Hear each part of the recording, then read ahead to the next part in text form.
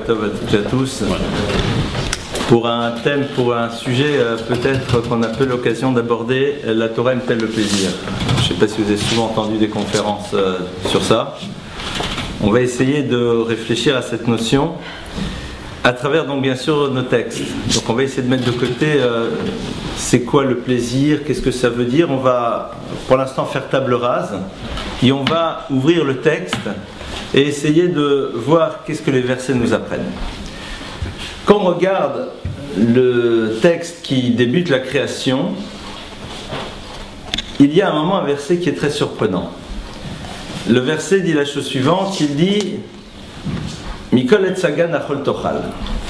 De quoi s'agit-il?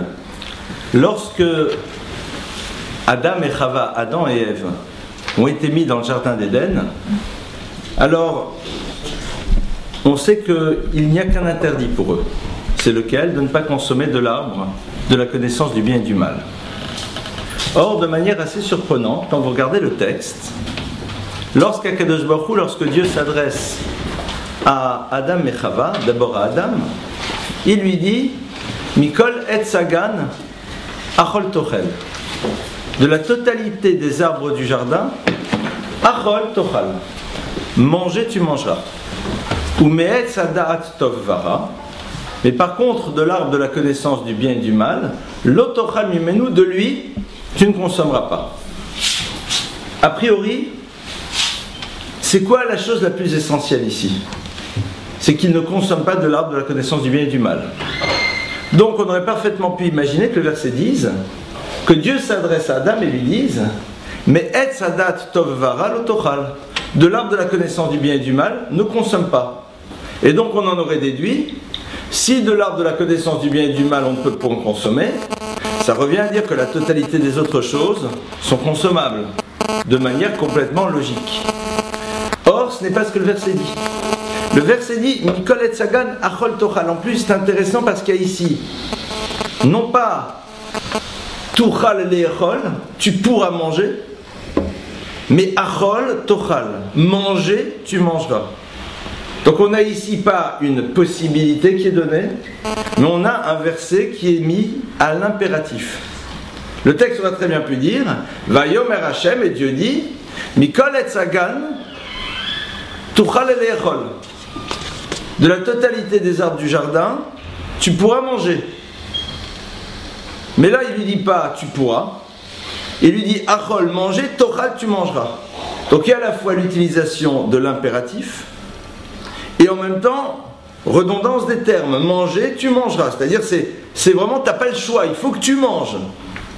Et après, me'etz hadat tov vara, de l'arbre de la connaissance du bien et du mal, de celui-là tu ne peux pas manger. Donc on a l'impression qu'ici au fond, il y a deux choses qui sont différentes. Si on dit aux gens, c'est quoi la première chose que Akadosh Baruch Hu a ordonné à Adam? C'est quoi le premier ordre? Et bien souvent les gens vont vous dire, il lui a dit, pour vous, ça c'est un terme générique, global, c'est seulement une fois qu'il va être avec Chava, mais première chose qu'il lui dit à lui, c'est qu'il ne peut pas consommer. C'est pas vrai? Si on regardait le texte, le premier impératif, c'est achol tochal. Le premier ordre, c'est tu dois manger.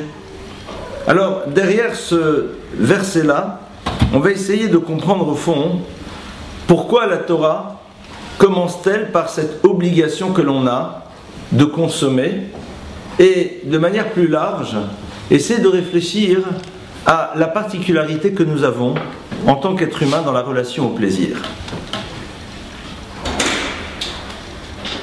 Il y a deux fonctions dans la nourriture, on va s'arrêter d'abord dessus. Première fonction qu'a la nourriture, c'est quoi? C'est de nous permettre d'avoir les nutriments nécessaires pour que notre corps fonctionne. C'est a priori sa fonction essentielle. Lorsque nous consommons pour avoir des nutriments qui vont nous permettre de pouvoir avoir les énergies qui nous permettront de nous développer. Ça, c'est normalement la fonction de la nourriture.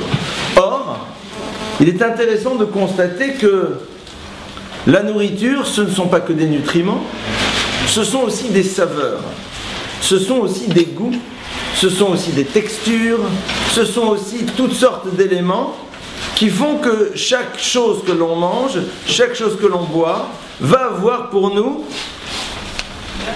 un plaisir particulier. Regardez par exemple le monde animal. Le monde animal a ceci de particulier, c'est qu'une vache ne fait pas a priori de différence entre l'herbe du pré de droite et du pré de gauche. Normalement, l'herbe est la même, quoi. Vous n'avez jamais vu une vache être en train de dire je préfère l'herbe de ce champ, elle est plus tendre, elle a un goût de menthe, que sais-je. Elle est là, elle consomme, point. Les animaux ne sont pas dotés comme nous de cette capacité extrêmement développée de ressentir toutes sortes de sensations. Nos yeux sont capables de percevoir toutes les nuances. Nos papilles gustatives nous permettent de percevoir la différence qu'il y a entre une bourra normale et une bourra carte noire. Vous allez dire, mais attends, la différence est minime. Vous avez des spécialistes en vin, ils vont vous dire, non, ce vin ceci, ce vin cela.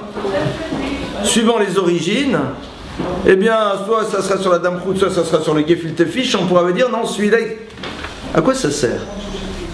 Pourquoi Akadosh Baruch Hu nous a-t-il donné de telles possibilités de ressentir les choses de manière aussi fine? S'il fallait juste que l'on puisse ressentir les choses pour savoir si c'est mauvais, avarié, si c'est quelque chose qui peut être toxique pour le corps, eh bien, on n'aurait pas eu besoin de développer les choses de manière aussi puissante que nous en disposons. Le corps aurait pu être beaucoup moins développé par rapport à toutes nos sensations. Regardons au niveau de stress que de nos sensations tactiles. On peut ressentir des choses très très fines. A priori, on ne découvre pas dans d'autres univers des êtres vivants qui ont une telle sensibilité, sauf si celle-ci leur est nécessaire. Les chiens ont un odorat très développé, ça ne les empêche pas de manger de la viande qui parfois est borderline, n'est pas très très bonne, parce que leur odorat leur est nécessaire par rapport à un certain nombre de fonctions. Certains animaux ont en effet une vision très développée, ils ont des sens très développés, mais pourquoi ? Pour se guider, pour se repérer, pour échapper à des prédateurs, pour pouvoir poursuivre ceux qu'ils ont besoin de consommer. C'est-à-dire que la sensibilité particulière que vont avoir les animaux, c'est parce qu'il y a une nécessité concrète et technique par rapport à cela. Or, l'être humain n'est pas fait de cette manière. L'être humain a ceci de particulier, c'est qu'il possède des sens extrêmement développés, et que ces sens extrêmement développés qu'il possède vont être là pour quoi? Pour en effet faire ce que l'on appelle l'expérience du plaisir. Alors, comme je l'ai dit en introduction, on est dans une civilisation dans laquelle, dès le moment où on utilise certains termes, tels que plaisir, alors ça a toujours des visions un peu péjoratives, le plaisir, mais non. Mais si on regarde, Akadosh Baruch Hu nous dit de la totalité des arbres du jardin, manger tu mangeras. Traduction, je t'ai mis dans un univers dans lequel tu vas pouvoir ressentir énormément de choses différentes. Je te demande de vivre l'expérience que peuvent te procurer toutes ces choses que j'ai mises à ta disposition. Pourquoi? On va essayer de le voir dans quelques instants. À tel point, il y a un texte dans le Talmud de Jérusalem qui nous dit qu'un jour on pourra demander des comptes à l'être humain s'il avait eu la possibilité un jour de consommer un fruit nouveau et qu'il ne l'a pas fait. Non pas parce qu'il n'a pas fait nécessairement la bracha de Shechem, mais on va voir pourquoi. Il m'a dit, mais je t'ai donné la possibilité de découvrir quelque chose de nouveau, une sensation nouvelle, pourquoi tu te refuses? Alors quelle va être au fond la fonction du plaisir? Quelle va être la raison pour laquelle Akadosh Baruch Hu demande à l'être humain de vivre tout ce qu'il peut ressentir au niveau des plaisirs que peuvent lui donner le monde de la matière? Après vous allez me dire, pourtant il y a des tzadikim qui s'écartent. Tout ça on va l'aborder dans quelques instants. Alors, le point d'entrée est le suivant. Lorsqu'une personne vit une expérience de plaisir, elle a deux manières de voir les choses. Soit elle le vit de manière totalement égocentrique. C'est-à-dire, on vit du plaisir, j'ai eu du plaisir, super, je me sens bien, et ça s'arrête. Ou alors, ce plaisir est à l'origine de la reconnaissance. C'est-à-dire que, À partir du moment où on vit une expérience de plaisir, on se pose la question de celui qui est à l'origine de cette possibilité-là. Qui au fond m'a donné cette possibilité de ressentir cette sensation qui au fond fait que je suis bien, que je suis content, que voilà, que je ressens du plaisir. Cette question-là va tout changer. Le plaisir qui n'est là que pour être expérimenté n'a pas de sens. Le plaisir qui va être le vecteur d'une reconnaissance vis-à-vis de celui qui en est à l'origine, c'est celui-là dont en fond la Torah nous parle. Et c'est la raison pour laquelle, à travers l'expérience du plaisir, on se connecte au Créateur de l'univers, puisque c'est lui au fond qui à la fois nous a donné la possibilité physique de ressentir les choses et qui a mis face à nous des éléments qui nous permettent en effet de ressentir. Je me rappelle d'avoir vu moi-même, c'est-à-dire que parfois on vous raconte des histoires, là c'est une expérience que j'ai vécue il y a de nombreuses années de cela. Rav Kadoury Zecher Tzadik Livracha était à Paris. Il avait été rendre visite au Rav Rothenberg Zecher Tzadik Livracha aussi chez lui à la maison. Et donc j'étais là. Et c'est une rencontre très intéressante entre ces deux maîtres. Et à un moment, donc, comme il se doit, eh bien, ils avaient posé sur la table de la nourriture, enfin, toutes sortes de choses. Et je me rappelle le Rav Kadoury qui prend une pomme et qui fait une bracha avec un sourire incroyable. Il éclatait presque de rire quand il faisait une bracha, mais pas comme nous on éclate de rire, hein, c'est-à-dire c'était... Et puis après, je l'ai vu déguster cette pomme, enfin un morceau de la pomme de manière incroyable. C'est-à-dire on sentait qu'il vivait pleinement tout ce que cette pomme pouvait lui donner, mais que pour lui ça crée un lien avec Akadosh Baruch Hu.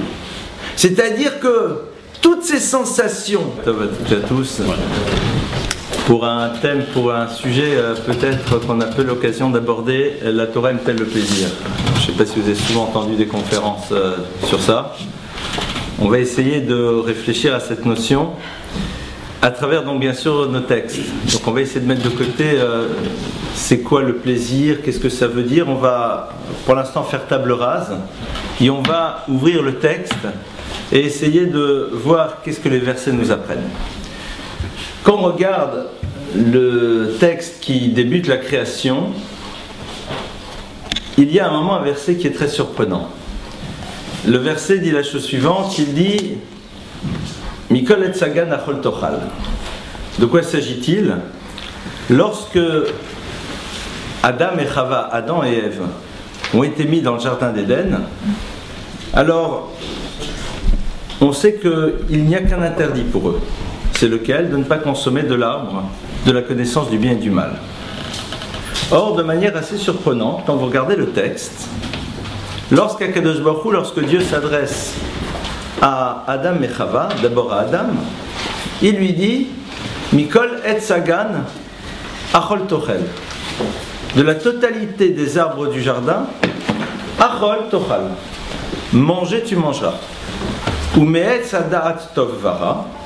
Mais par contre, de l'arbre de la connaissance du bien et du mal, lo tochal mimenu, de lui, tu ne consommeras pas. A priori, c'est quoi la chose la plus essentielle ici? C'est qu'il ne consomme pas de l'arbre de la connaissance du bien et du mal. Donc on aurait parfaitement pu imaginer que le verset dise que Dieu s'adresse à Adam et lui dise mais etz hadat tov vara lo tochal, de l'arbre de la connaissance du bien et du mal ne consomme pas. Et donc on en aurait déduit, si de l'arbre de la connaissance du bien et du mal on ne peut pas en consommer, ça revient à dire que la totalité des autres choses sont consommables de manière complètement logique. Or ce n'est pas ce que le verset dit. Le verset dit Mikol et Sagan achol tochal. En plus c'est intéressant parce qu'il y a ici non pas tuchal le'echol, tu pourras manger, mais achol tochal, manger, tu mangeras. Donc on n'a ici pas une possibilité qui est donnée, mais on a un verset qui est mis à l'impératif. Le texte aurait très bien pu dire Vayomer Hashem, et Dieu dit Mikol et Sagan tuchal le'echol. De la totalité des arbres du jardin, tu pourras manger. Mais là, il ne lui dit pas tu pourras, il lui dit Achol, manger, Tochal, tu mangeras.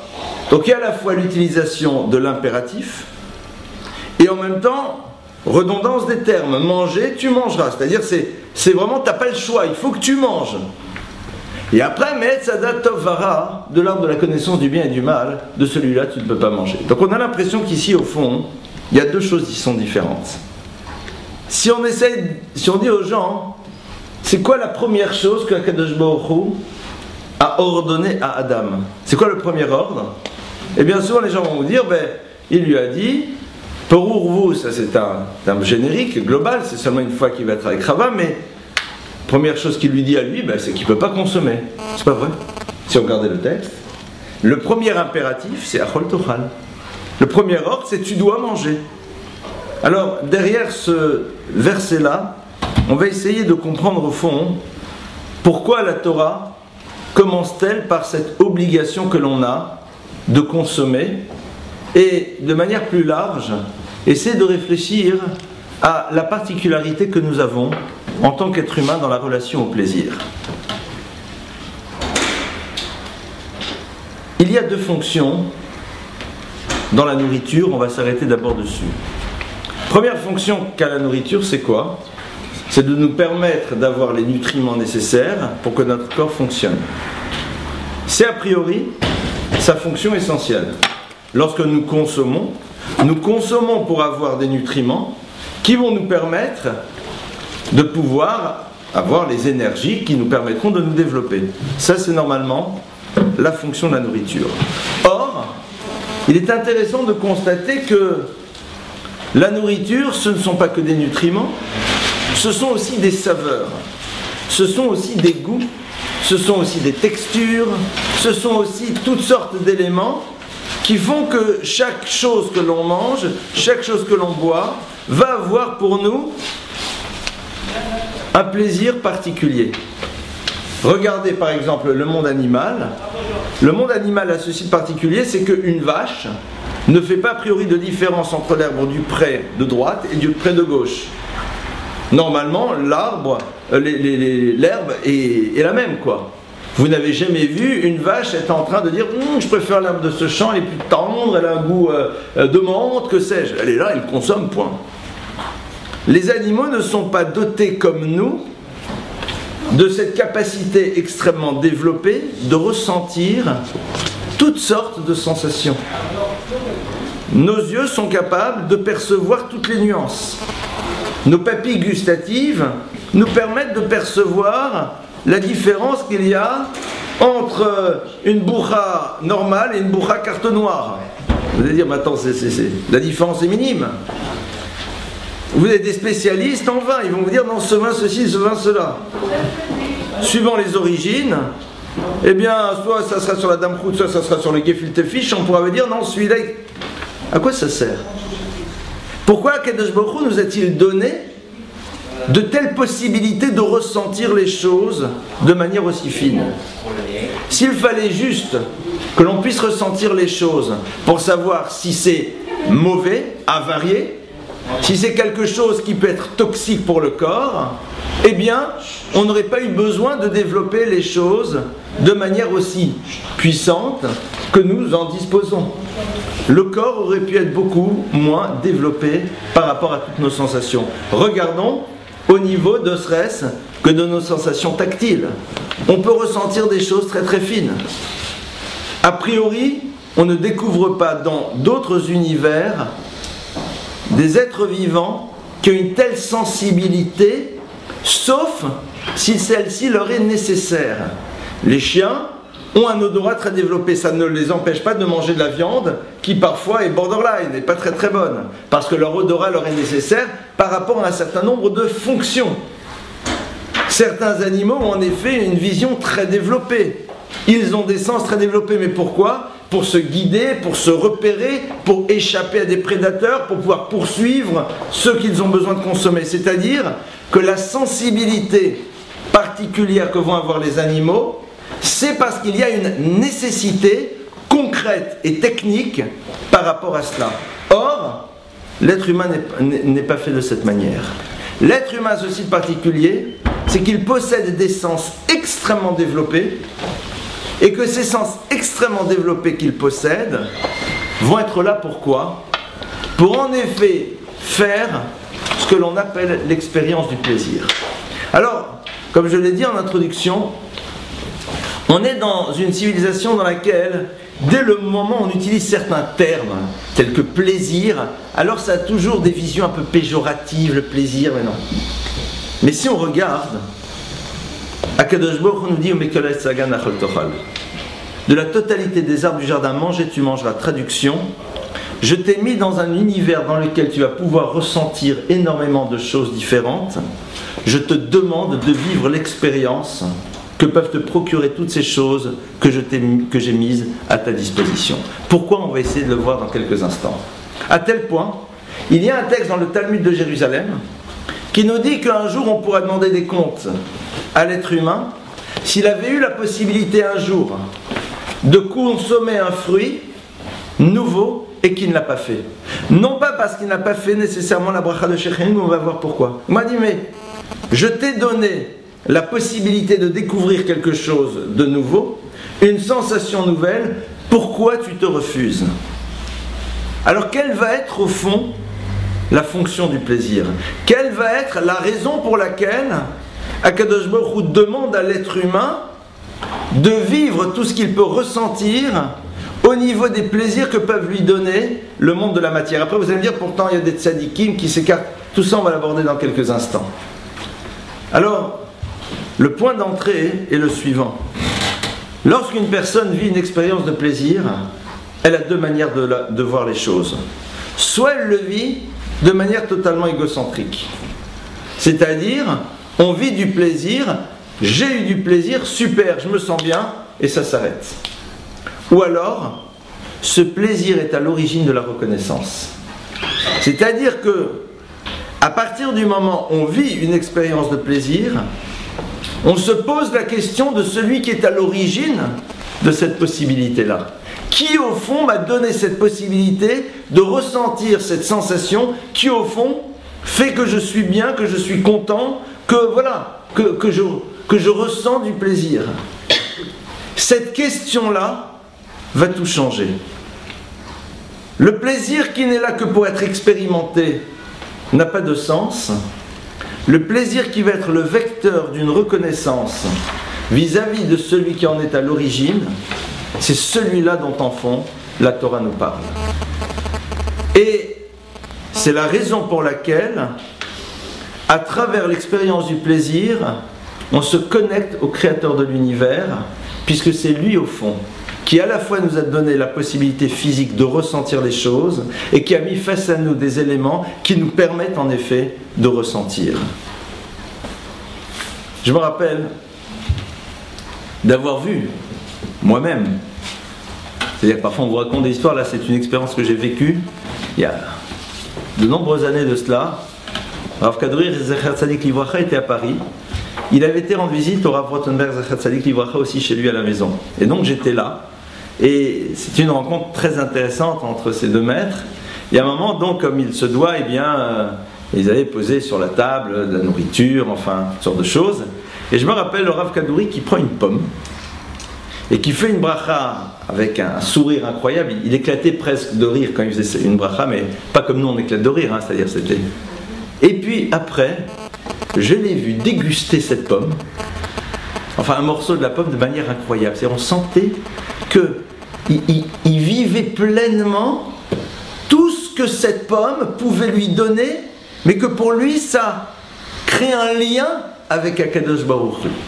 C'est-à-dire que toutes ces sensations, ça, de voir comment, en mangeant cette chose, ce morceau de pomme sur lequel il a fait une bracha, on sentait qu'il se mettait en lien avec le Créateur de l'univers. En tout cas, c'est la perception que j'en ai eue et qui m'est restée gravée. J'ai encore cette image gravée à l'intérieur de mon cerveau, du lieu où il était, de comment ça se passait, du sourire qu'il faisait et de la manière dont il a consommé. On a ici donc la première clé de la relation que la Torah a au plaisir. Le plaisir va être le lieu qui nous permet d'avoir de la reconnaissance par rapport à Kadosh Baruch Hu. Et donc se refuser à un moment de vivre une expérience de plaisir, ça serait au fond s'empêcher à travers elle de créer un lien avec celui qui en est à l'origine, c'est-à-dire avec Akadosh Baruch Hu.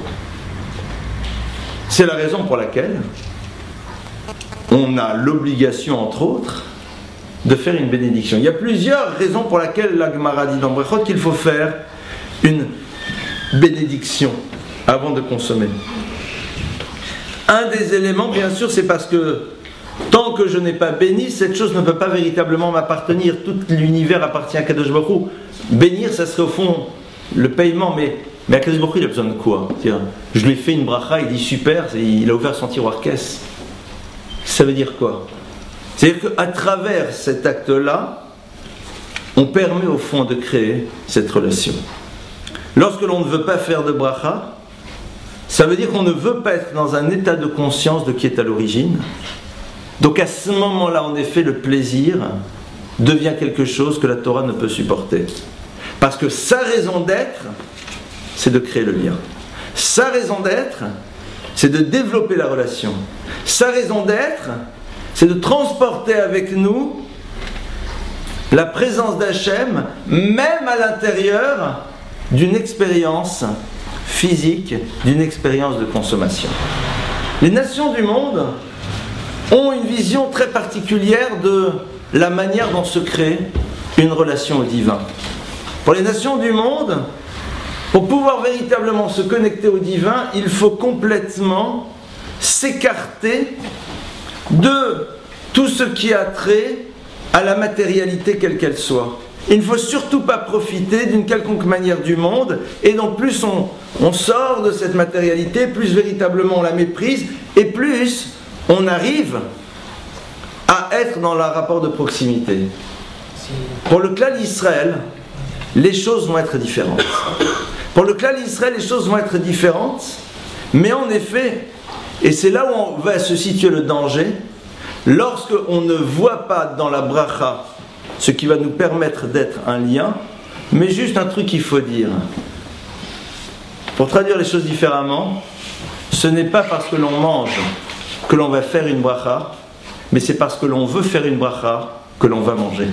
C'est-à-dire que ça nous intéresse de faire quelque chose qui va être à l'origine du lien.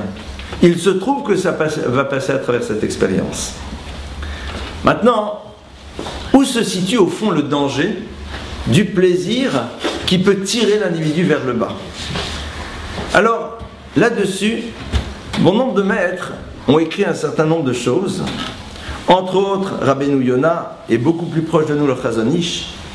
Le Chazon Ish qui dit, avant de vouloir faire pénétrer la Torah à l'intérieur de toi, cherche à ne pas développer la recherche de la consommation de choses que tu aimes. Alors vous allez dire, mais il y a un problème.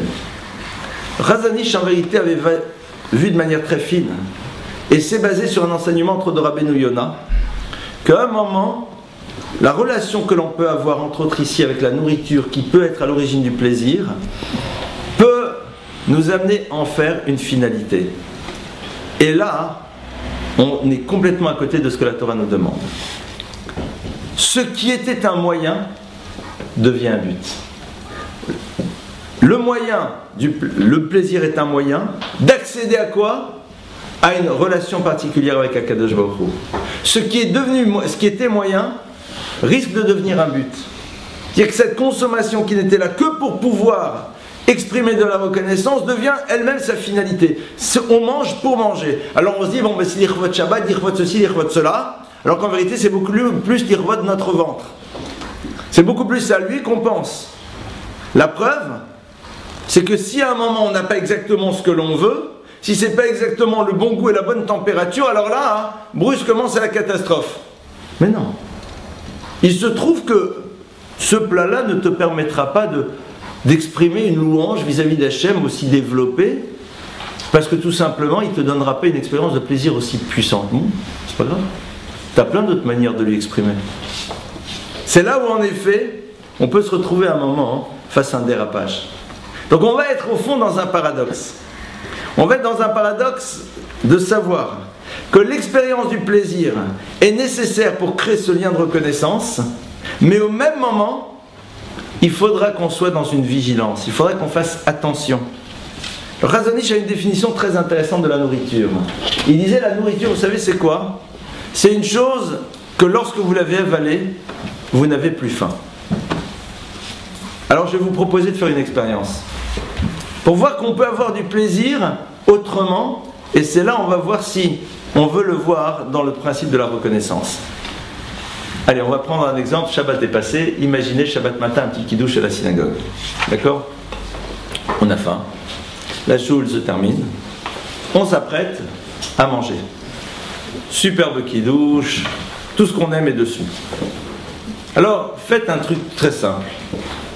On a faim, c'est-à-dire on a besoin d'apaiser cette sensation de faim, et le plaisir, on va l'avoir quand on n'aura plus faim. On est d'accord? C'est le premier plaisir. Alors, faisons le test. Prenons 10 crackers, 15, une bouteille d'eau, entendons le kidouche, mangeons 10 crackers, buvons 3 verres d'eau, et notre sensation de faim aura disparu. Ça veut dire quoi? Si on est capable de faire ça, on va se prouver que on est capable d'avoir du plaisir à travers le fait que notre sensation de faim a disparu, et que déjà ça c'est énorme. Déjà ça c'est colossal. Quand vous avez très faim et qu'on vous donne, il n'y a rien à manger, qu'on vous donne quelque chose qui vous remplit le ventre, on est bien, on est content. On n'est pas obligé que ça soit avec du saumon fumé et du tarama et de ce que tu as envie, mon frère. C'est pas obligé. C'est vrai que s'il y en a, pourquoi pas. Faire une fois cette expérience nous permet d'avoir une vision un peu plus claire de la relation que nous avons à ce désir de plaisir qui parfois est beaucoup plus tourné pour nous que pour être un axe de reconnaissance par rapport au créateur de l'univers. Une fois que on a posé un petit peu ce point de départ, on va essayer d'aller un petit peu plus loin. Il y a en effet dans la Torah, on nous parle à un moment d'une personne qui est considéré comme étant quelqu'un d'extrêmement bien. On l'appelle Kadosh, on l'appelle personne sainte. Kadosh, c'est un beau nom. Kadosh. De qui parle-t-on? On parle du Nazir. C'est qui le Nazir?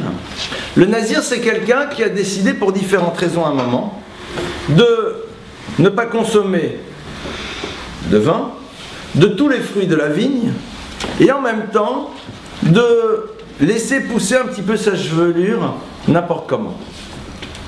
Le Nazir s'appelle Kadosh. Pour de multiples raisons. C'est un être saint, parce qu'on considère qu'il a désiré à un moment de prendre de la distance par rapport à certains plaisirs du monde, entre autres le plaisir de la boisson, et donc c'est une forme de sainteté.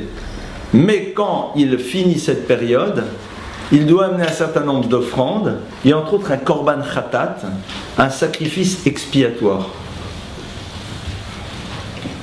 Quelle faute il a fait? Qu'est-ce qu'il a fait, le Nazir? Il n'a pas fait de faute. Kadosh. On dit, c'est vrai que d'un côté il est Kadosh, mais de l'autre, il s'est empêché de profiter du monde en décidant qu'il ne pouvait pas consommer de raisin et de jus de raisin et de vin.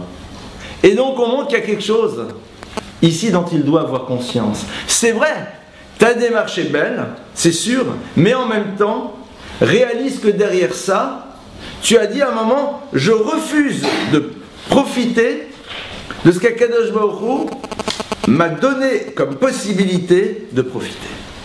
Et donc là-dessus, il y a ici une forme de faute. Mais par ailleurs, comme il l'a fait pour un certain nombre de raisons, alors on l'appelle quand même Kadosh. Vous voyez un petit peu, on est dans ce paradoxe-là. Lorsque l'on avance, on va essayer de voir. Donc le plaisir, c'est soit avant, soit après la bracha. Soit il est après la bracha, il est porteur de sens, et il a sa raison d'être. Soit il est après la bracha, soit il est, pardonnez-moi, sans bracha, et donc il n'est pas porteur de sens, soit il est avec bracha bénédiction, et donc il est porteur de sens, et à ce moment-là, il a totalement sa raison d'être. Alors certaines personnes vont dire, d'accord, c'est super, c'est bien, c'est intéressant, mais quand même, à un moment, est-ce qu'il faut sans arrêt être dans cette dimension-là de plaisir? Alors, c'est là où on retrouve ce qu'on appelle l'univers des cadres. La Torah, en effet, c'est que l'individu, pour se construire, a besoin de fonctionner dans des cadres. Et la Torah dit, voilà, il y a un jour particulier dans lequel tu dois vivre l'expérience du plaisir. C'est quoi? C'est le jour du Shabbat. Comme il y a marqué dans le verset, Vekarata la Shabbat Oneg, tu appelleras Shabbat Oneg un plaisir. C'est pour cela que Shabbat, c'est une obligation de se laver à l'eau chaude, c'est une obligation de mettre des vêtements beaux et qui nous plaisent, c'est une obligation pour un couple de prendre le temps de se retrouver dans l'intimité, c'est une obligation d'avoir une table avec tout ce qui nous fait plaisir et qui est agréable. C'est la raison pour laquelle Allah dit que quelqu'un qui souffrirait de manger pourrait même jeûner Shabbat. Parce que si pour lui manger c'est une souffrance, Shabbat c'est un aigle. C'est pour ça que quelqu'un qui a fait par exemple un rêve qui le perturbe énormément, dans certaines conditions il pourrait faire un Ta'anit Shabbat. Pourquoi? Parce qu'il aura du plaisir à jeûner parce que ça le désangoisse. Ou quelqu'un qui supporte vraiment pas la nourriture et qui a un vrai problème, il dit moi je prends d'autres trucs et encore, l'Alacha accepte. Pourquoi? Parce que l'objectif c'est quoi? Ça renègue la notion de plaisir. Ce qui est très intéressant, c'est que Rashi dans Masechet Betsa explique quelque chose qui a priori nous semble un peu surprenant. On parle là-bas en effet de Shabbat et ce qu'on appelle de la Neshama Yotera, on parle de Neshama supplémentaire, on est cucu les petits oiseaux, deuxième Neshama, et Rashi très pragmatique, et un Rashi même qui nous surprend, dit non, cette Neshama Yotera elle est liée au surplus de nourriture que l'on va consommer Shabbat. C'est-à-dire la Neshama Yotera, c'est un système digestif supplémentaire pour pouvoir mieux digérer. Alors si c'est ça, qu'est-ce que ça serait sans? De quoi il s'agit? En vérité, on est exactement dans le même principe. Parce que justement, il y a la mitzvah de Oneg. Il y a la mitzvah d'avoir du plaisir.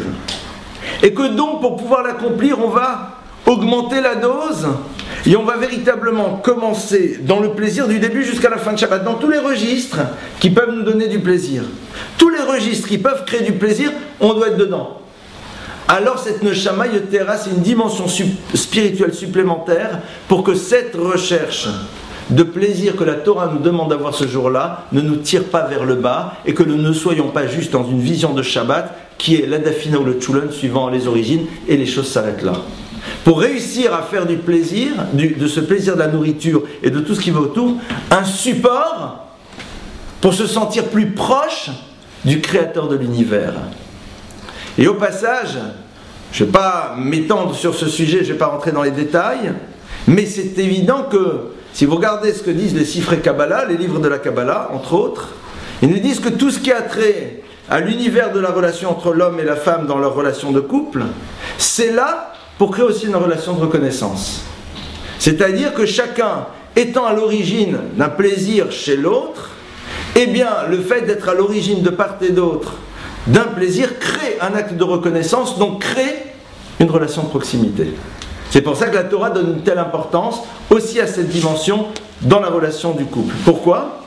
Parce que c'est le même principe à travers l'expérience de ce que l'humain vit comme plaisir, il a une reconnaissance par rapport à celui ou à celle qui est à l'origine, qui va être de manière ultime Akadosh Baruch Hu, qui lui nous a formaté de telle manière à ce que beaucoup de choses créent du plaisir, mais ici en l'occurrence, dans l'univers dans lequel le masculin et le féminin, dans leur relation de couple se retrouvent, là aussi c'est un acte de reconnaissance, donc reconnaissance, dans reconnaissance il y a le mot bien reconnaissance, connaître à nouveau l'autre, donc une relation de proximité, une relation de reconnaissance et qui crée un lien.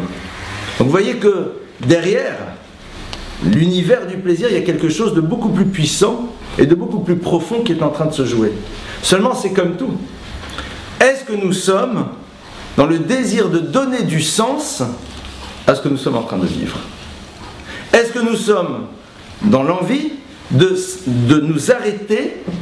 Et comme je vous l'ai donné dans cette expérience avec Rav Kadouri, cette histoire extraordinaire, de s'arrêter et pas juste de consommer, dire ah c'est bon, je l'ai kiffé le truc, ah, c'était génial. Mais de s'arrêter et de justement savourer les choses, parce qu'à travers cela, on réfléchit, on se dit à quel jour, mais c'est génial. Et il y a un jour et il y a un cadre particulier. Pourquoi il y a un jour et un cadre particulier? Parce que sinon le danger est quand même présent. J'ai rencontré des personnes qui faisaient attention de ne pas manger de viande en semaine, qui ne mangeaient que du poulet. Alors il n'y a aucun interdit, hein. Si vous en mangez midi et soir, continuez. Mais je lui ai demandé pourquoi. Il m'a dit parce que moi, c'est un kiff. C'est un kiff, j'adore, j'aime. C'est pas manger toujours, parce qu'il y a des gens, c'est leur culture, ils ont toujours mangé de la viande, donc voilà, pour un repas c'est la viande. C'est un problème de culture. Mais pour lui, c'était pas un problème de culture, pour lui, c'est un problème de je kiffe. Et il m'a dit, à un moment, je me rends compte que j'y pensais un peu trop. Quand je commence à réfléchir à ce qu'on va m'amener à table en semaine, si ça va être bon comme j'aime, il m'a dit, ça commençait un peu à me faire peur. C'est-à-dire, le fait que ça soit bon, j'ai rien contre, mais le fait d'y penser, le fait d'y réfléchir, le fait de se préoccuper de ça, ça m'a à un moment créé une forme de peur. Ça veut dire qu'au fond, c'est quelque chose qui agite mon esprit, et donc je ne vois plus du tout, dans l'expérience de la nourriture ici, ce qui va me permettre d'être dans la reconnaissance. Je vais juste faire la bracha parce que ça se fait, mais au fond, l'essentiel, c'est après le comment je vais profiter, et ça s'arrêtera là. Et il voyait un petit peu comment, lentement mais sûrement, on peut se retrouver à dire « Ah non, je mange pas ça, c'est pas bon. » C'est pas que c'est mauvais, c'est pas bon. Or, nos maîtres disent que la notion de bon et mauvais ne doit pas exister dans l'univers de la nourriture, par exemple. Il se trouve que ça me nourrit, ça a un bon goût, Mazal Tov, ça a moins bon goût. Mesdames, continuez à faire des bons pipins, je vous le dis tout de suite, mais je ne peux pas prévoir de... Mais c'est-à-dire, à la limite, il n'y a pas d'enjeu. Il n'y a pas d'enjeu, c'est pas quelque chose qui nous préoccupe. C'est pas quelque chose qui nous préoccupe. Après, quelqu'un va faire quelque chose et va dire si je le fais, autant que ça soit bon et bien, c'est très bien. Si déjà, autant que ça soit agréable. Mais en même temps, c'est intéressant parce que même au niveau de l'éducation, il faut que nos enfants apprennent à savoir que l'univers du plaisir, par exemple de la table, il est dans un cadre. Dans le cadre du Shabbat, en effet, il y a un univers de plaisir particulier. C'est pour ça que dans certaines familles, le coca, c'est Shabbat. Pour ceux qui consomment encore du coca. C'est pas dire que s'ils en consomment en semaine, c'est grave. Rentrez pas à la maison en disant c'est très grave, mais se dire qu'est-ce qu'on va faire pour leur montrer qu'à un moment le plaisir en tant que tel, parce que coca ou eau c'est la même chose. Qu'est-ce qu'on va choisir pour leur montrer ça c'est lié à Shabbat. Ça c'est quelque chose qui est un plaisir parce que ça a du sens, parce que ça s'inscrit à l'intérieur d'une mitzvah qu'Akadosh Baruch Hu nous a demandé de faire, et cette mitzvah elle est là pour nous sentir proches de lui. Commencer Shabbat en leur donnant une surprise. Shabbat commence par un plaisir gustatif, la surprise de Shabbat. Vous savez que Shabbat c'est quelque chose dans lequel voilà, ça a du sens. Une fois que on a vu cela, on va essayer quand même de réfléchir, mais se dire, mais enfin, les tzadikim, est-ce que véritablement c'était ça leur... Alors, vous constaterez qu'en effet, il y a une distinction totale entre l'univers du Shabbat, qui est donc le cadre du Roneg, et l'univers de la semaine. Mais la force et la grandeur des tzadikim, c'était d'être capable d'être déjà même à un niveau qu'on va essayer d'explorer, mais de ne pas demander à d'autres de l'être. Exemple, ceux qui ont eu le privilège de pouvoir rencontrer Baba Saleh ou d'être une fois à un endroit dans lequel il faisait une souda, savaient que c'était somptueux, mais lui mangeait rien. Mais par contre, personne ne se rendait compte que lui mangeait rien. C'est sa force. Vous êtes persuadé que lui mangeait rien. Mais lui-même faisait partager, et de par sa présence, il faisait en telle sorte que ce plaisir, parce qu'il se vivait dans le cadre de la proximité d'un tzaddik, était quelque chose qui permettait à l'homme de s'élever et donc de se rapprocher d'Akadosh Baruch Hu. Néanmoins, à un moment, il faut être prêt à imaginer que la Torah aime le plaisir, la Torah nous donne un impératif de plaisir, achol tochal. Seulement, la question est la suivante, est-ce qu'on est prêt à ne pas s'arrêter en route? Il y en a exploré d'autres. Et je vais vous donner un exemple très simple. Je me rappelle, c'est une histoire vraie, j'avais un ami, je l'ai toujours d'ailleurs, qui lui était un grand amateur de courses de chevaux. Il adorait ça, c'était un plaisir. Aller voir des courses. Et il était célibataire, et donc lui, il était très souvent au champ de courses, et il aimait, c'était une passion. Et un jour, il m'a dit, mais Comment je vais faire? Je ne me vois pas marié avec des enfants et je ne pourrais plus aller aux courses. Je lui ai dit, laisse-toi la liberté d'imaginer qu'un jour, le plaisir que tu auras d'être avec ta famille sera plus important que celui de voir des chevaux courir. C'est-à-dire, laisse-toi cette liberté d'imaginer. Il dit, mais je ne peux même pas m'imaginer. Il dit, attends, c'est une passion, je ne vois pas comment je vois. Et peut-être que la grande difficulté qu'on a dans la relation au plaisir, c'est qu'on les a figés. On a du plaisir avec telle et telle et telle chose. Et donc, on répète les mêmes schémas, on n'est pas prêt à explorer quelque chose de nouveau. Je vais vous donner un truc tout bête, qui va être un petit peu de la nutrition pure et dure. Le rapport que les enfants parfois ont aux fruits. On considère que les enfants n'aiment pas les fruits, donc ça y est, ils les aiment pas parfois. On sait que c'est très bon pour la santé, les fruits, c'est extrêmement important. Il y a certains qui disent, bon mais c'est comme ça. Ou alors on dit, non. Est-ce que tu es prêt à imaginer que peut-être tu peux aimer ça aussi? Au passage, les nutritionnistes recommandent de les consommer avant le repas. C'est meilleur pour la digestion. Est-ce que tu es prêt à te laisser cette liberté? Eh bien, au fond, on rentre maintenant dans l'univers de la découverte d'autres plaisirs qui sont peut-être un peu moins charnels, moins physiques et physiologiques, mais qui sont au fond des plaisirs réels qui nous remplissent. Certaines personnes vont dire, mais non, le plaisir dans la vie, je kiffe ma bière, je kiffe mon chat, le couple, tout ça. Je dis, c'est pas vrai, vous en vivez de des plaisirs. Beaucoup plus spirituels, entre guillemets, pour l'instant, spirituels. Ni comment? Dans quel état de plaisir extraordinaire vous êtes quand la France met un but? Ou quand Israël met un but? Ou quand machin? Vous avez des centaines de milliers, des millions de gens, et parfois on en fait partie, qui sont là, qui sont heureux, qui ont un plaisir. Il y a 22 bonhommes, ils courent après la même balle. Il y en a un, il a réussi à la mettre dans le truc. Vous savez, je vais vous raconter une histoire vraie.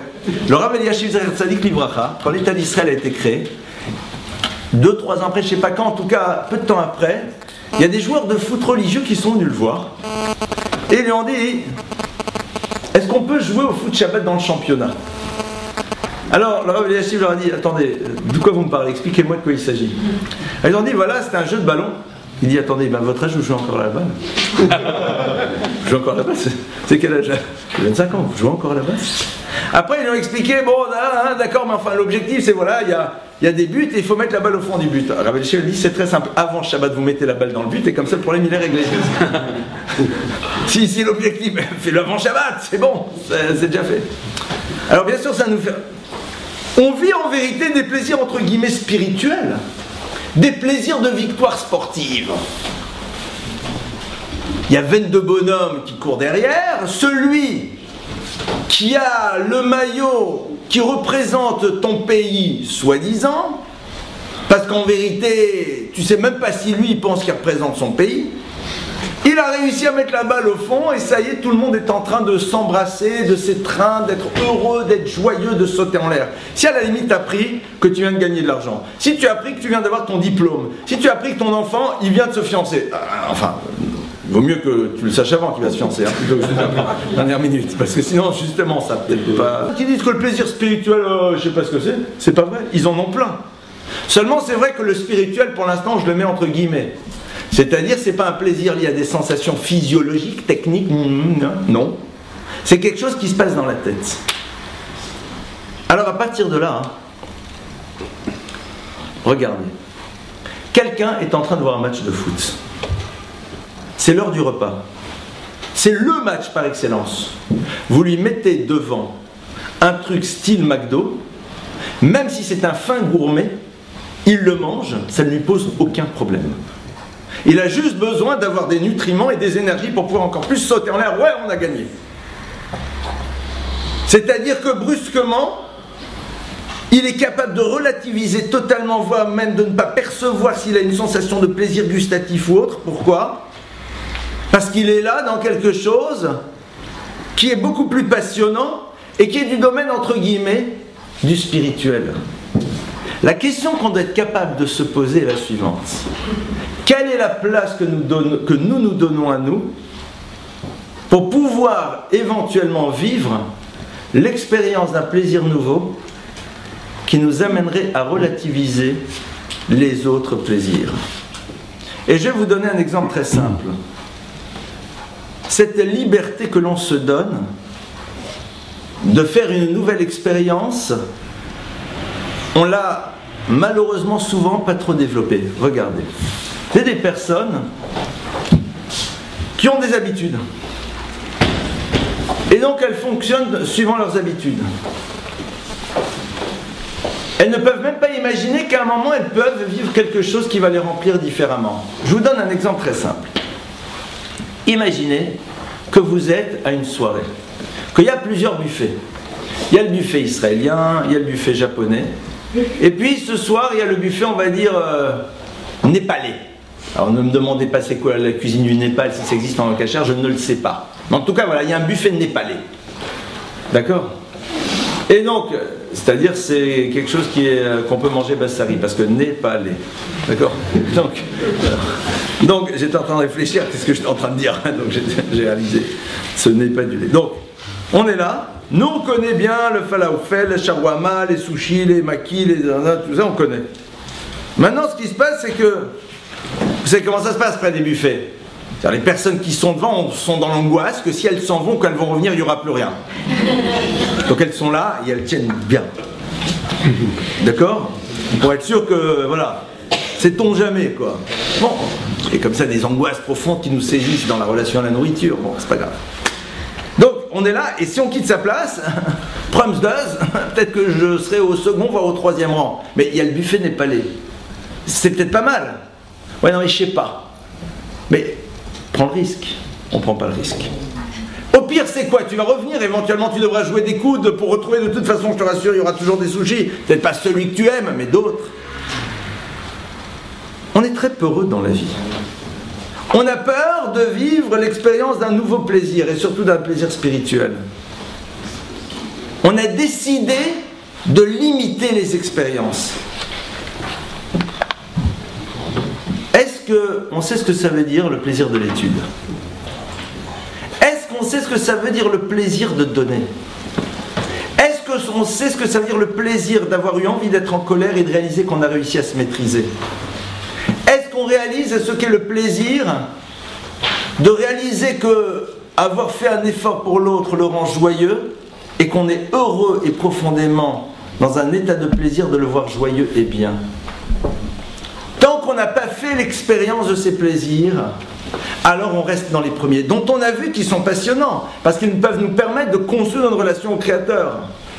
Mais à un moment, et c'est ça qui va être intéressant, il y a des maîtres, j'ai eu le privilège d'en connaître entre autres un, qui le Shabbat dormait en moyenne 2 à 3 heures maximum. Pas la sieste, hein, tout le Shabbat. Ce matin, Shabbat, oneg, c'est une mitzvah de dormir. D'ailleurs, je vous rappelle que souvent nos enfants, vous leur interviewez, pour eux, Shabbat c'est quoi? C'est Sina, repas, dodo, Sina, repas, dodo, Sina, repas, Avdallah. Enfin, c'est sympa, quoi. Bon, ça a été ça, Shabbat. Sina, repas, dodo, Sina, repas, Avdallah. Terminé, shalom et à la semaine prochaine. Donc, on est là dans une expérience qu'on n'a souvent pas faite. Est-ce qu'on est prêt, au fond, se mettre, on va dire, attends, je ne comprends pas, il faut dormir Shabbat. Mais pour lui, le plaisir de pouvoir être tranquillement dans son étude sans avoir le téléphone qui le dérangeait était quelque chose qui n'avait aucune commune mesure avec le plaisir de se coucher tranquillement le ventre plein et de commencer à dormir une bonne nuit. C'est-à-dire que il avait réussi à vivre l'expérience du plaisir que l'on a de l'étude, et quand on vit l'expérience de ce plaisir-là, alors les autres sont relatifs. C'est pour ça que la Torah t'a dit, tu as l'obligation Shabbat d'avoir du plaisir dans la nourriture. Pourquoi on dit c'est une mitzvah? Voyez, attendez, vous me dites c'est une mitzvah de kiffer Shabbat en mangeant un bon repas, mais t'as pas besoin de dire que c'est une mitzvah, hein, je le ferai quand même. Même si tu dis que c'est en option, je le ferai. Non!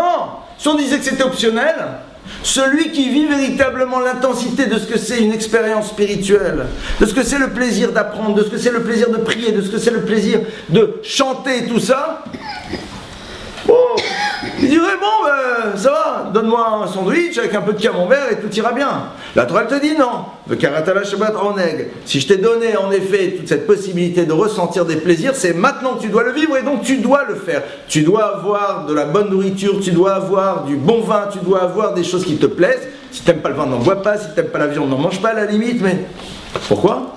Parce que la Torah sait que si un jour quelqu'un prend le risque de vivre l'expérience d'un plaisir autre, eh bien il risquerait même Shabbat de n'avoir plus tellement envie de vivre juste le plaisir de manger, etc. Pourquoi? Parce qu'il n'y a aucune commune mesure. Parce que ça n'a aucun rapport. Imaginez un truc tout simple. Un jeune homme, il est fiancé. Vous lui dites, voilà, tu as deux options. Tu as deux possibilités. Première possibilité, 2 heures avec ta fiancée à vous promener, à bavarder ensemble. Ou alors, 2 heures dans un bon restaurant cachère mais seul. Tu choisis quoi?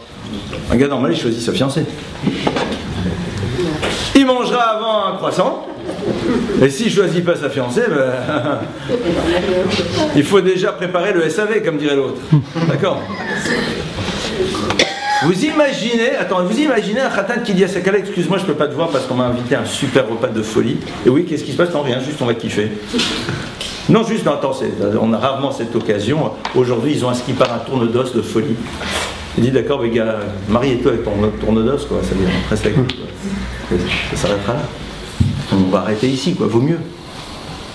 Vous êtes bien d'accord que c'est tout être normalement constitué, dire, non, c'est pas grave. C'est-à-dire que l'expérience spirituelle, parce que c'est une expérience spirituelle, de plaisir spirituel, c'est pas physique, parce que ils savent qu'avant le mariage, il ne se passe rien. Cette expérience-là est bien plus importante, beaucoup plus forte, beaucoup plus puissante, que juste une expérience de consommation. Et donc, l'idée, c'est de savoir, est-ce qu'à un moment dans notre vie, on a vécu un autre plaisir que celui de la consommation, au niveau et dans la vision Torah.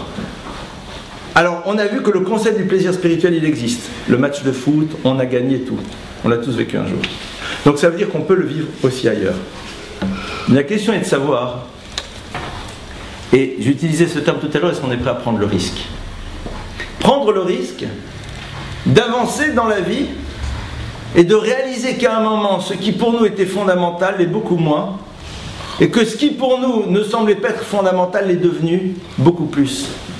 De réaliser qu'au fond, mon match de foot m'intéresse beaucoup moins.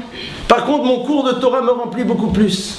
De réaliser qu'à table, ce qui me remplit, c'est de pouvoir chanter et de parler bien plus que de me délecter des éventuelles 12 475 petites salades qu'on a fait qui sont fort bonnes au passage. Est-ce qu'on n'est pas à prendre ce risque? Est-ce qu'on est prêt à prendre le risque de rentrer, de pénétrer, de s'ouvrir un univers dans lequel l'expérience du plaisir va être dans une autre dimension, et donc ça va nous amener à relativiser les choses dans d'autres univers. Et je vais vous dire, elle est où la différence? Elle est colossale, elle est fondamentale. Dans le monde de la matérialité, là au bout on a un petit, là on a quelques petites bouteilles au fond qui nous attendent, très sympathiques. Imaginez, j'adore les bananes, d'accord? Je mange 1 banane, 2 bananes, 3 bananes, 4 bananes, 5 bananes, 6 bananes, 7 bananes, 8 bananes, 9 bananes, 10 bananes, au bout de 10 bananes, je suis comme ça. J'aime les bananes, vous m'en proposez une, je n'ai même pas en rêve. Mais je kiffe les bananes, je peux pas. Techniquement parlant, c'est pas possible. Je peux pas. Par contre, le plaisir spirituel n'a pas de limite. La seule limite, c'est qu'à un moment on doit dormir. Vous savez, c'est quoi l'autre élément matériel qui n'a pas de limite dans le plaisir? C'est l'argent. C'est celui qui aime l'argent ne se rassasiera pas. Moi, vous me dites que j'ai gagné les 152 millions d'euros. Hein, on est au courant, qu'est-ce que vous croyez? Du super loto, je sais pas, de l'euro million ce soir. Je suis très content. Vous m'apprenez que demain j'ai gagné encore 100 millions. Il n'y a aucun problème. Zid, mon frère, tu peux donner. C'est-à-dire là-dessus, on n'a aucune difficulté. Bon, après, qu'est-ce qu'on peut faire avec tout ça en dehors de le partager avec d'autres? On ne sait pas, parce qu'une fois que tu t'es acheté 17 paires de chaussures différentes, qu'est-ce que tu fais de plus, quoi? Tu ne peux pas encore acheter, quoi. Encore. Et on va voir où est le plaisir d'ailleurs dans cet univers dans quelques instants. Le plaisir de l'argent et le plaisir spirituel sont deux plaisirs qui sont sans limite. Et c'est pour ça qu'en effet, Chazal nous met bien face à face celui qui est dans cette spirale sans arrêt de gagner de l'argent, qui risque d'avoir beaucoup de difficultés à vivre le plaisir spirituel que peut lui donner la Torah. Mais dans le monde de la matière, vas-y, alors t'as mangé, tu t'es rassasié, qu'est-ce que tu fais maintenant? Le corps a ses limites. Et donc, ce qu'il faut, et je réinsiste là-dessus, c'est être prêt à prendre le risque. Un plaisir que l'on n'a souvent, malheureusement, pas beaucoup fait, mais qui est fondamental chez les jeunes, c'est celui de savoir résister. Savoir résister et montrer qu'on est les patrons de notre existence. Le plaisir que l'on a quand on cède, par exemple, aux sollicitations de notre corps dans des univers 30 secondes, 1 minute, 5 minutes, nous, next, et après, ça ne se transporte pas. Le plaisir que l'on a de réaliser qu'à un moment on a été capable d'être les patrons de notre vie, de réaliser que c'est moi qui décide, que ce n'est pas mon corps et mes appétits qui me dirigent, ce plaisir-là, il me remplit, il me construit et je peux le transporter. Parce que tout simplement c'est un plaisir qui est dans la tête, alors que le reste c'était exclusivement au niveau de l'univers du corps. C'était dans l'expérience physique et physiologique. Une fois qu'on est passé par là, une fois que c'est parti, ça y est, on s'arrête. Alors qu'au contraire, lorsque c'est quelque chose qui nous a demandé un effort, le plaisir que l'on retire de cela est quelque chose de beaucoup plus puissant. Et d'ailleurs, regardez, voyez avec un enfant et un adolescent, et montrez-lui ô combien le plaisir qu'il pourra retirer de sa réussite est bien plus élevé que celui qu'il a pu avoir au moment où il a fait des choses qui l'ont fait kiffer, comme on dit un peu légèrement, sur l'instant, mais qui d'une certaine manière ne produisent rien d'autre que l'instant présent. C'est la vision en effet qu'ont beaucoup de personnes de fameux carpe diem, vis l'instant présent. Pourquoi pas? Mais qu'est-ce que tu en transportes? Qu'est-ce que tu as? En quoi ça t'accompagne? Regardez qu'on se remémore des victoires qu'on a pu avoir, qu'on se remémore dans notre tête des moments dans lesquels on a su nous-mêmes être dans la maîtrise de notre vie, eh bien, ça ramène et ça nous renvoie à une joie. Alors qu'au contraire, souvent quand on se rappelle des moments de plaisir physique qu'on a pu avoir, et surtout si c'est dans des univers borderline, qu'est-ce que ça nous donne? Des sensations aucune, si ce n'est des souvenirs amers.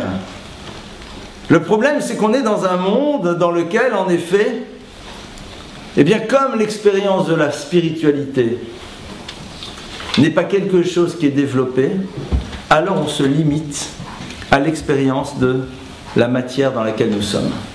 Comment est-ce qu'on va faire pour justement être dans cet univers, par exemple, l'univers du plaisir de la spiritualité? Comment est-ce qu'on va faire pour le pénétrer? Comment est-ce qu'on va faire pour le découvrir? Comment est-ce qu'on fait?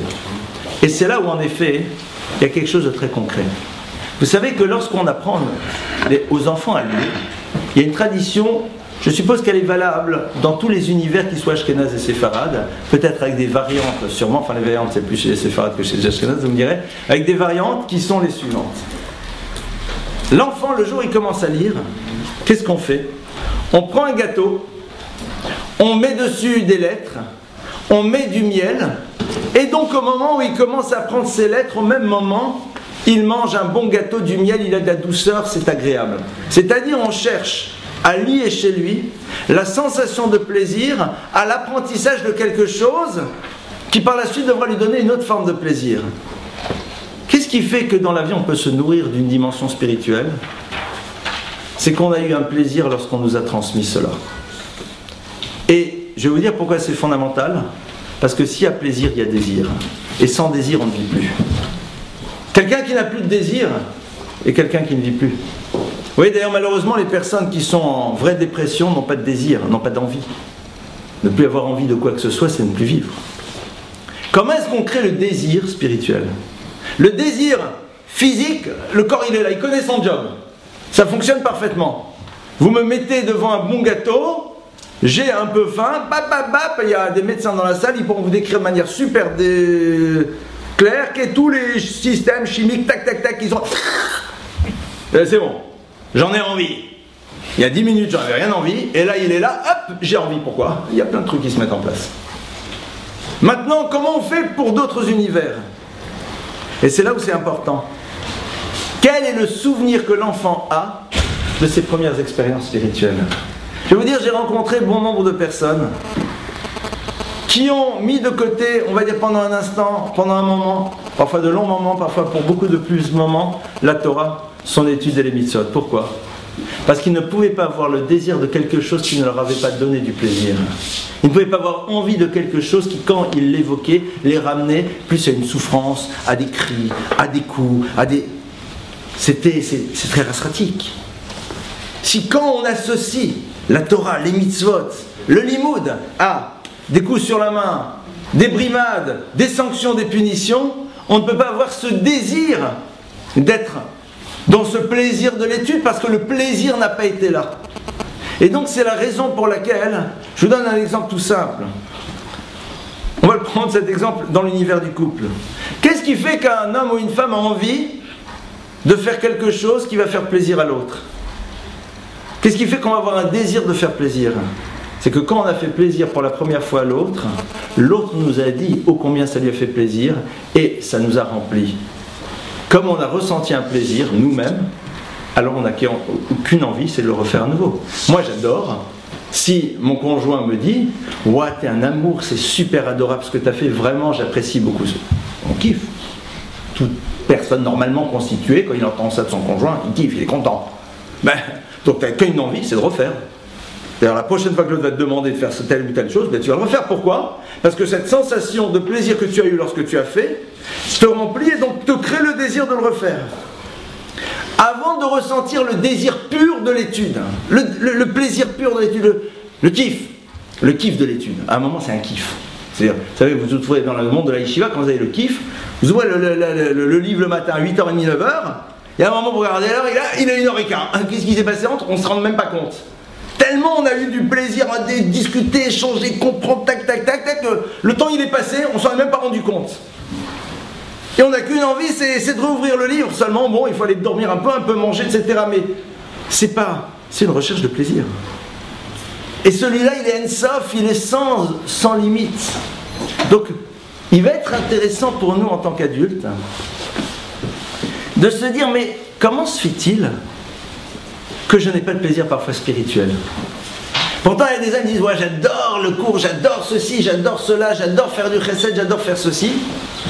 Et nous on dit non, bon on va le faire parce qu'on sait que c'est bien, et que la kavod, et c'est génial, mais c'est un peu dommage de ne pas en avoir envie.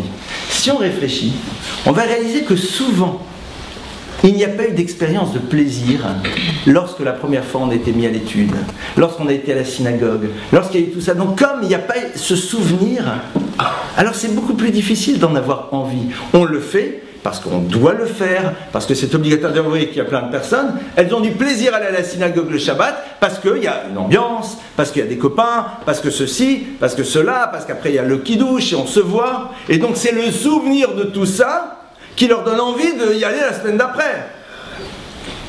Et il faudra arriver à un moment à réaliser que la personne elle est là, elle prie, tout le monde est déjà au kidouche, elle continue à prier. Pourquoi? Parce qu'elle a un plaisir immense d'être en train de dialoguer avec Akadosh Baruch Hu.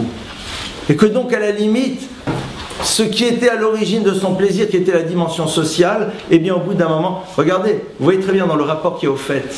Il y a certaines personnes pour qui les fêtes c'est l'angoisse, pour d'autres c'est une joie. Pourquoi? Tout dépend de l'état d'esprit qu'on y a mis.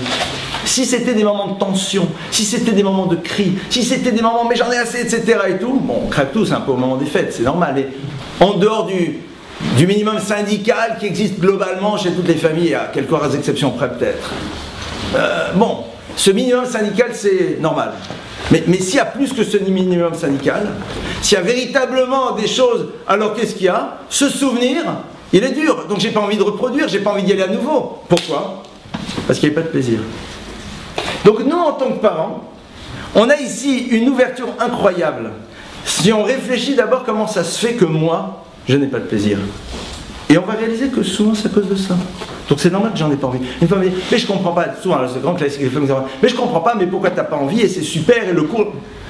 Parce qu'elle, la première fois qu'elle était au cours, elle avait toutes ses copines, et le cours, comme par hasard, elle avait plein de questions, on lui a répondu à ses questions, et c'était super, et on lui a fait plein de compliments, elle était très contente, et la dame qui a donné le cours, elle est très positive, etc. Ça fait un kiff.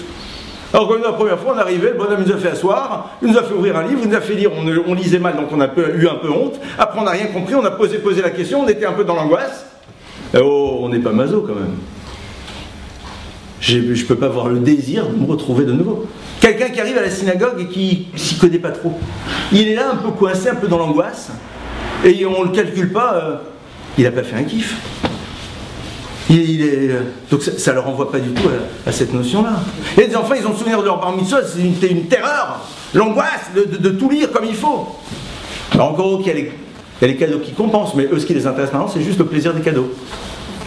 Mais l'autre, ils ne l'ont jamais vécu. Donc c'est normal. Si quelqu'un lui dit, mais comment ça se fait que tu n'as pas de plaisir spirituel? Comment ça se fait que... Mais alors que lui, parce qu'on n'a pas vécu le début de nos expériences de la même manière. Parce qu'on n'a pas la même histoire. Donc on va voir, déjà quand nous-mêmes on s'observe, il ne faut pas s'en vouloir de réaliser que le plaisir spirituel on ne l'a pas si facilement. Mais en même temps savoir et se poser la question, comment vais-je faire pour avoir un autre plaisir que celui juste de la matérialité dont on a vu qu'il était fondamental, mais comment vais-je faire? Et c'est là on va essayer de se dire et de se rappeler ce que nos maîtres disent, En Adam Lomed et la Machelibo Chafetz. Un homme ne peut étudier que ce que son cœur désire. Hafetz. Que ce que son cœur a envie. C'est-à-dire cette notion de Chafetz, une chose qui... On a un désir pour cette chose. Tu ne peux étudier que ce que ton cœur désire. Ton cœur, les émotions, c'est pas ton intellect juste. Pourquoi? Parce que si cette chose-là te donne du plaisir, alors nécessairement elle va mettre en place une spirale positive. Et après au fur et à mesure tu vas découvrir encore et encore et encore et encore d'autres choses. Comme je l'ai dit, l'idée c'est ce qu'on prend le risque. Certaines personnes préfèrent toujours vivre les mêmes choses. Comme ça au moins je suis sûr que je ne bougerai jamais. Prends le risque. N'aie pas peur d'aller dans un endroit, d'aller écouter quelque chose, d'aller prier dans un univers dans lequel tu vas être rempli.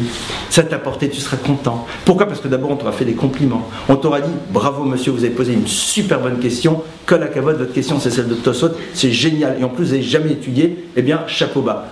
Surtout dans une synagogue, chapeau bas. Donc, personne, on est d'accord que c'est, oh, moi je reviens moi à ce cours. Ah, c'est sympa. Pourquoi? Je me suis senti valorisé. On m'a dit bravo. On m'a dit que je réfléchissais bien. Attendez, j'ai qu'une envie, c'est reproduit. D'ailleurs, vous verrez que l'univers des enseignants qui ont réussi à créer chez les enfants, chez leurs élèves, le désir de l'étude, ce sont des personnes qui ont d'abord travaillé sur les compliments, sur les bravos, sur la valorisation. Et donc, ça nous remplit. Quand on vous dit bravo, vous kiffez, non? Moi en tête. C'est très obvious les mêmes schémas. Avant de passer, si vous le voulez, aux questions, dernier élément, avant de conclure. Donc on a vu déjà que cette notion de plaisir pour la Torah, elle est fondamentale. Que si on était doté de tout ce qui est nécessaire pour pouvoir ressentir les choses, c'est pas pour rien. C'est pas pour dire mais non, ça sert à rien. Seulement, les expériences de plaisir sont là pour créer de la reconnaissance par rapport à Akadosh Baruch Hu qui en est à l'origine. Et donc, à travers elle, on crée un lien. On a vu que ça existe aussi bien dans la relation à Dieu que dans la relation entre les hommes et plus particulièrement dans l'univers du couple.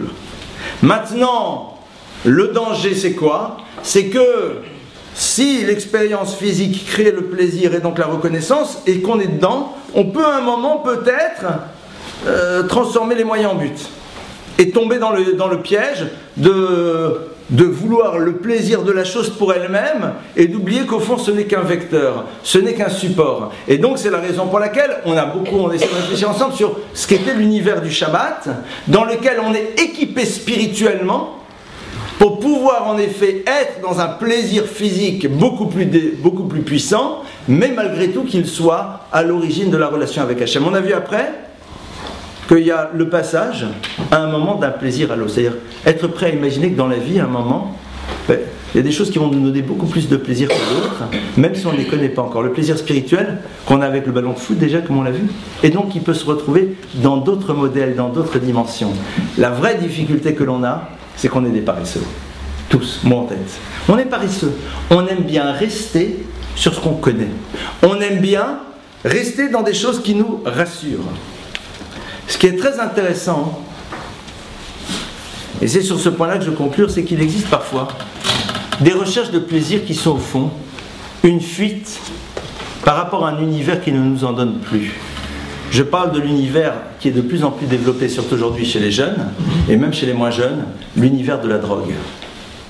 L'univers de la drogue, c'est quoi? Quand à 15, 16, 17 ans, on a déjà vécu tout ce qu'on pouvait vivre comme plaisir physique. Le manger, le boire, c'est bon. Les relations garçons et filles, ça va, c'est bon, on a expérimenté. On connaît. Next, c'est quoi la suite? Il faut bien quelque chose qui nous remplisse, quelque chose qui nous fasse kiffer, quoi. On va kiffer.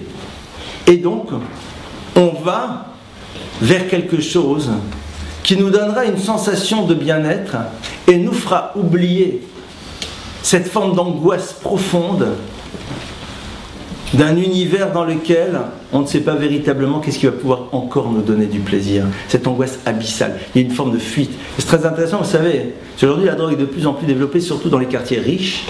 C'est parce que là-bas, ils vivent beaucoup plus rapidement les plaisirs que peut-être dans d'autres univers, parce que là-bas, quand tu as plein d'argent, le plaisir de la voiture, de la machin, du sport, du truc, des nouvelles pompes, ça va très vite, puisque j'ai les moyens. Donc je vais beaucoup plus rapidement à la fin. Et après, next, qu'est-ce qui se passe? C'est quoi la suite? Je me rappelle, j'avais une fois eu quelqu'un qui est arrivé dans un de mes cours, il y a très longtemps de ça. Je sais pas, mais il y a longtemps de ça. C'est un garçon, petite trentaine, un peu plus que 30 ans, superbe situation. Il est numéro 2 d'une très grosse boîte, plus jeune major à l'époque de Harvard, enfin, grand, beau gosse, là. Et je le vois débarquer dans mon cours. Je dis, qu'est-ce que tu es venu faire ici? Tu peux m'expliquer ce que tu viens faire chez moi? Après le cours, je dis, attends, mais tu te rends compte où tu vas, où tu arrives là? Il m'a dit 2 mots en anglais, so what? Il dit, c'est quoi la suite pour moi maintenant? Il dit, à mon âge, j'ai vécu déjà tout ce que certains rêvent d'avoir vécu à 50 ans. Le pouvoir, l'argent et tout ce qui va autour. Il n'est pas vraiment en pratiquant, c'est le moins qu'on puisse dire à l'époque. Il dit, j'ai tout ce que je veux. J'ai tout ce que je veux. Alors bien sûr, on peut toujours avoir plus, mais il dit, c'est quoi la suite? Que ce soit la nourriture, que ce soit les filles, que ce soit le machin, que ce soit le pouvoir, la puissance, rencontrer les gens importants, le compte en banque. So what? C'est quoi maintenant? Qu'est-ce qui va me faire vibrer? Qu'est-ce qui va créer un désir? Le désir de quoi? Je peux. À chaque moment, je peux. Je veux, je peux. J'ai. Je fais quoi maintenant? Et c'est là où il s'est dit, peut-être qu'il y a une expérience que je ne connais pas. Et c'était l'expérience qui l'a ramené en effet à découvrir un plaisir qui pour lui ne s'est jamais arrêté, qui était celui de l'étude, et donc tout ce qui va avec l'étude, qui amène donc par la suite à Shmirat Torah Mitzvot. Et ça, le jour où il a découvert, ça ne s'arrête plus. Et en plus, c'est quelque chose qui construit. C'est quelque chose qui n'est pas juste un plaisir, mais c'est quelque chose qui nous donne une dimension nouvelle. Et on se sent autre, on se sent différent. Il faut juste prendre le risque de vivre cette expérience. Chacun à son niveau. Il y a des gens qui sont des grands intellos et d'autres qui le sont moins. Chacun là où il est, il n'y a pas de hiérarchie dans le clan Israël. Moi, j'adore lire les histoires de tzadikim. Quand j'ai lu ça, eh bien, je suis content, je suis heureux. D'autres vont adorer étudier le Talmud, d'autres ils vont adorer étudier des trucs d'Egmatriot, d'autres. Chacun va faire au début. Ce que je veux, c'est ça m'intéresse, je suis content. On m'annonce qu'il va y avoir un cours sur ce sujet qui me plaît à moi, j'y vais. Ah, ça me remplit. Et après, on rentre dans une spirale positive. Sinon, on va dans les univers des plaisirs parallèles, qui sont tellement nombreux aujourd'hui, et qui sont tellement dramatiques, et qu'on retrouve tellement aussi, même chez des jeunes juifs qui sont pratiquants. Pourquoi? Parce que l'univers des plaisirs, ils en ont vu les limites. Parce que malheureusement, ils n'ont pas encore vécu l'expérience du plaisir spirituel. Qu'est-ce qui fait que parfois, il y a des enfants qui ont vécu et qui ont grandi dans des maisons pratiquantes, et ils vont par la suite dans d'autres univers spirituels, même dans le judaïsme. Mais attends, mais t'es né tunisien, toi, qu'est-ce que tu fais ici? Pourquoi? C'est parce que là où ils étaient, ils ont pas eu de plaisir. On ne va pas condamner les parents. Peut-être que les parents ne pouvaient pas le leur dire parce qu'eux-mêmes n'en ont pas eu. Mais là, ils en ont. Et donc, quelque part, c'est extraordinaire. Ils vont vers des lieux qui les remplissent. Et c'est fabuleux. Parce que c'est au fond une réaction qui est extrêmement saine. Alors, en conclusion, qu'est-ce qu'on peut dire avant de passer aux questions? C'est que, comme on l'a vu, oui, le plaisir est fondamental. Et le plaisir, on a vu, il crée le désir. Et c'est quelque chose qui fait vivre l'homme. Le problème, c'est de savoir dans quel cadre. Le problème, c'est de savoir aussi quelle est la liberté que l'on se donne de découvrir d'autres types de plaisirs. Vous savez, par exemple, le plaisir d'aider. Le plaisir d'aider. Pas le plaisir qu'on nous dise merci, mais ce sentiment qu'à un moment, grâce à nous ou à travers nous, quelqu'un est content, que quelqu'un est heureux. Ça nous remplit. C'est quelque chose qui est là. C'est quand vous demandez à des jeunes de faire du bénévolat, pourquoi ils ont tellement envie d'y aller? Pas juste parce qu'à travers le bénévolat on se rencontre, parce que c'est aussi beaucoup ça, mais parce que quand vous leur faites réaliser vraiment qu'ils sont à l'origine du bien-être chez un autre, mais ça remplit, ça donne du sens, ça permet de dépasser le fait qu'on a dû se coucher à 4h du matin pour ça. C'est génial. Et on n'a qu'une envie, c'est de le refaire. Et après on rentre dans ce qu'on appellerait une spirale vertueuse. Voilà un petit peu comment est-ce qu'on peut appréhender ce regard que la Torah sur le plaisir. Et suivant mes coutumes bien établies, on continue la conférence encore un petit quart d'heure avec vos questions. Maintenant, c'est à vous de poser vos questions. C'est le minag. Vous pouvez répéter les questions? Je vais répéter les questions. Il faut qu'il y en ait, mais je les répéterai. Avec plaisir. Oui. Les juifs sans question, je ne connais pas.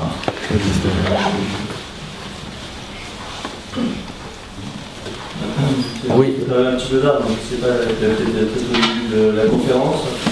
Vous avez dit on n'est pas maso à un moment donné, quand vous arrivé. Et c'est pas parce que vous êtes arrivé que j'ai dit ça. Hein. Il faut quand même apprendre aussi à avoir, mais un certain effort, un apprentissage de l'effort pour atteindre peut-être effectivement ensuite un plaisir, mais qui n'est pas tout de suite, qui n'est pas immédiat. Il y a une question de timing dans le plaisir, je ne sais pas si vous l'avez abordé. Alors, donc vous posez la question de l'effort qui va être un élément nécessaire pour pouvoir aboutir au plaisir. Alors c'est vrai que je ne l'ai pas développé parce que pour moi c'est encore un autre axe, mais puisque vous posez la question, on va y aller. Pour ça, je vais vous donner une image très simple. Imaginez que vous êtes devant une porte et puis à un moment, vous constatez que sur la porte, il y a une toute petite lucarne. Et vous pouvez regarder à travers cette lucarne et vous voyez quoi? Vous voyez la tête d'un homme qui a l'air de souffrir terriblement. Pas qui a l'air, qui semble vraiment souffrir. Il est là, rouge, grimaçant, comme ça. Vous êtes là, vous dites, oulala, on est dans une chambre de torture. Et donc vous observez, vous voulez ouvrir même pour les... Vraiment, toutes les expressions du visage, il dégouline de sueur, il n'en peut plus. Et puis à un moment, vous le voyez super heureux. Vous ouvrez la porte, qu'est-ce que vous voyez? Une salle de sport. Et quelqu'un qui vient de battre son propre record. C'est-à-dire, oui, en effet, mais ça, c'est un autre univers. L'univers d'apprendre que le plaisir n'est pas instantané. Alors on essaie de le développer par rapport aux dimensions spirituelles, mais déjà ça, c'est encore plus compliqué.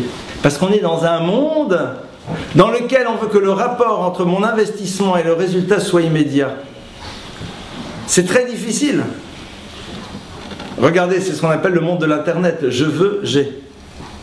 L'idée que du temps peut se passer entre mon désir et la réalisation de celui-ci, et que ça va me demander un effort, devient de plus en plus insupportable. On cherche tous les raccourcis. On cherche tous les raccourcis possibles pour que ça arrive le plus rapidement possible. C'est le problème de la drogue. Je suis mal parce que tout simplement, ben voilà, je me sens un peu down ce soir, c'est pas top.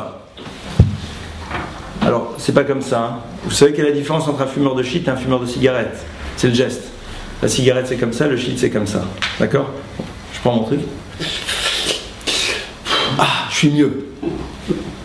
C'est vrai que ça va vite. C'est vrai que ça va très vite. Et on ne voit pas en quoi l'effort, non seulement à terme, amène du plaisir, mais il nous a construit, il nous a transformés. Ça c'est encore un autre sujet, mais vous avez totalement raison. C'est vrai qu'on est aujourd'hui dans une génération dans laquelle on ne voit pas déjà le plaisir de réaliser qu'on s'est transformé à travers l'effort qu'on est capable de faire. C'est déjà l'effort lui-même nous transforme, et cette transformation devrait être source de plaisir. Déjà réaliser que je suis capable moi-même d'avoir une propre victoire, de faire des efforts. Et après, alors ça je traiterai plus dans l'univers de l'éducation. Savoir quand un enfant ou un adulte a fait un effort, lui montrer ô combien maintenant c'est agréable d'avoir un résultat qui est totalement lié à son investissement. D'ailleurs, c'est la Gemara qui nous dit bien que qu'à la base, un homme préfère plus son kilo de pommes de terre sur lequel il s'est vraiment investi plutôt que les 9 kilos qu'on lui offre. Mais aujourd'hui, ça, c'est de plus en plus difficile, ça. Parce qu'on a l'impression que c'est la chose en tant que telle qui va être, alors que c'est pas elle. C'est ce qui nous construit dans la vie, c'est quoi? Il y a un résultat, ok. Mais on est dans un monde, et malheureusement, et c'est ça, quand on parle de la hashpa'a, de l'impact et de l'influence de l'univers, on croit toujours parce que l'univers c'est rachat, c'est pas bien, c'est assourd. Oui, bien sûr. Mais c'est un état d'esprit. C'est un état d'esprit qui n'est plus là. Cet état d'esprit qui est de moins en moins présent et qui fait qu'on a une satisfaction de réaliser combien on s'est transformé à travers les efforts que l'on a fait et que c'est ça au fond qui nous remplit. Ça c'est quelque chose de fondamental au niveau du chinour, c'est clair. Comme c'est pas un cours sur l'éducation, c'est pour ça que j'ai pas accès là-dessus, mais puisque vous posez la question, j'y réponds, oui, c'est clair. Le Fum Tsahara Agra, suivant l'effort, c'est la récompense. La première récompense de l'effort, c'est ce qu'il produit chez nous, ce qu'il transforme à l'intérieur de nous. Et c'est ça au fond qui bâtit véritablement des individus. Sinon, vous arrivez à des personnes qui vont être sans arrêt dans des raccourcis. Vous connaissez la fameuse histoire avec le Rav Eliashiv? Rav Eliashiv, un jour, c'est Chazak Dibouachin de ses enfants, de ses arrêts. Quand il a eu sa 6e génération qui est née, Rav Eliashiv il y a eu 6 générations. Quand l'arrière petit-fils lui a appris qu'il avait eu un arrière, d'accord, je sais pas combien, maintenant je vais me perdre, et il lui a dit, bon, tu peux être le sandak? Il a dit, je sais pas trop, je vais voir, je sais pas si je peux, il avait déjà 100 ans à l'époque. Et après, son arrière, il lui a dit, non mais tu sais, c'est marqué dans les livres que celui qui est sandak de la 6e génération, après 120 ans, c'est sûr qu'il va au Olam Haba, au monde futur. Bon, il n'avait pas besoin de ça pour ça, le Rav Eliashiv. Qu'est-ce qu'il lui a répondu? Une phrase. Il lui a dit, dans ma vie, jamais pris de raccourci. J'ai jamais pris de raccourci. On ne prend pas de raccourci dans la vie. C'est le chemin qui nous forme. Et dans ce chemin, il y a une notion d'effort. Mais c'est vrai que on est dans l'instantané, on est dans la génération de l'instantané, de la rapidité. D'ailleurs, vous le voyez, qu'est-ce qui fait qu'aujourd'hui, les couples explosent de plus en plus jeunes? Moi, j'en ai plein actuellement, 6 mois, 7 mois. Qu'est-ce qui se passe? C'est qu'on veut tout de suite vivre le plaisir de ce qui, pour nous, est une histoire de couple. Mais c'est du n'importe quoi. Ça prend du temps, ça prend des difficultés de s'adapter, de se connaître, de prendre sur soi, de comprendre l'autre, de ne pas le comprendre, mais d'en tenir compte quand même. Tout ça, ça se fait du jour au lendemain. Ça va pas? Éjecte l'autre. Pourquoi? Hop, un coup de souris et on passe à un autre dossier. Mais parce que l'expérience du plaisir à terme de se retourner et de se dire, c'est quand même génial ce qu'on a construit. C'était pas simple, mais c'est extraordinaire. Ça n'existe, c'est plus dans l'air du temps. Je crois que c'est un des vrais. Et aujourd'hui, c'est pour ça que dans le domaine de l'éducation, c'est capital. L'enfant qui ressent du plaisir parce qu'il a fait un effort, et là on doit le lui signifier, bien faire mousser, ça lui donnera par la suite. Après, de temps en temps, il lui faut de l'instantané. Une petite sucrerie, un petit bonbon, quelque chose. C'est sûr, parce que sinon il ne peut pas. Mais de temps en temps, il dire, c'était quand même bien. Hein. C'était quand même bien. Moi, je vais vous raconter une expérience personnelle. On a des amis qui, à un moment, nous prêtaient une maison qui était à 1 heure de voiture de piste de ski dans le Jura. Et donc, ils nous avaient prêté cette maison quelques années de suite. Et donc, je prenais les enfants et 1 heure de voiture, j'arrivais dans une station perdue. Et là-bas, ils faisaient de la luge. Et puis, une année, il y a un copain qui leur a parlé, ouais, le ski.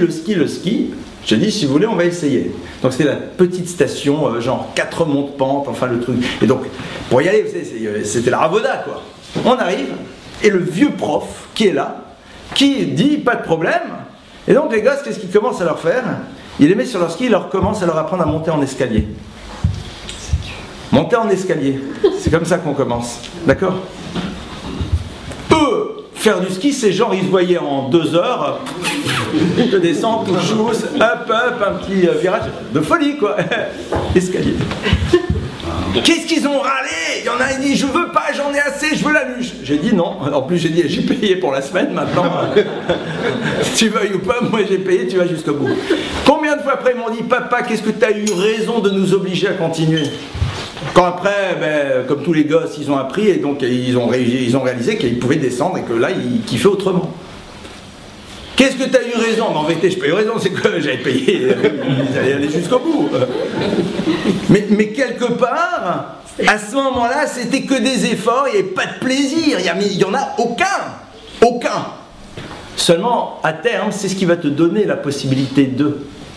C'est sûr, voilà, on a tous ces expériences, dans un domaine comme dans un autre, de quelque chose dans lequel, rappelez-vous que nos enfants nous aimeront pour les raisons pour lesquelles ils ne nous ont pas aimés, et ils risquent de ne pas nous aimer pour les raisons pour lesquelles ils nous ont aimés. Nos enfants nous aimeront pour les raisons pour lesquelles ils ne nous ont pas aimés. Merci de m'avoir dit, ben non, tu te bats. Et tu continues, effort, mais après, je l'ai, c'est là. Et en plus, ça m'a construit. Plutôt qu'après, tu veux, vas-y, t'as envie, vas-y, allez, prends le scooter, et prends le shit, et prends le machin, et vas-y, et la fille, et le machin. Non, mais c'est pas grave, c'est son âge, détente, et on se fait des théories à 2 balles, il va être frustré, et après il va être traumatisé, et après machin, et tous les autres, et vous comprenez. Et il y a un psychologue à la télé, il a dit. Et ma copine, je lui ai demandé, elle m'a dit qu'au fond, d'après elle, c'était beaucoup mieux. J'ai jamais remarqué que dans la vie, si... Est-ce que vous viendrez à l'idée de demander conseil à votre meilleure copine sur comment vous placez les 152 millions d'euros de... Non. Jamais. C'est de l'argent. Par contre, pour l'éducation, ou pour le couple, comment il faut gérer le mari ou les enfants, alors là, la meilleure copine, elle connaît tout. Qu'est-ce qu'elle connaît? D'où elle connaît Bichlal? Meilleure copine, ça va être le meilleur copain. C'est incroyable. Pour des choses vitales, fondamentales, capitales, alors là, n'importe qui on demande des conseils. Par contre, l'argent, ça se chalame. Il faut que le gars ait les 14 700 diplômes et tout le truc, quoi. Sinon, on n'ira pas. Vous voyez? Nos enfants, nous aimons pour les emplois qu'ils ne nous ont pas aimés. Pourquoi ils ne nous ont pas aimés? Parce qu'on a demandé de faire des efforts. Et ça leur a, comme on dit un peu légèrement, cassé les pieds. Clairement. Mais après, ça les a construits. Donc ça, vous avez raison, c'est encore un autre axe. Mais le plaisir, c'est sûr, n'est pas immédiat. On s'en rend compte après. C'est tout le problème du rapport au temps qui est posé ici. Autre question? Il y a une autre question aussi. Allez-y. Aussi abordé, il y a des revenus qui ont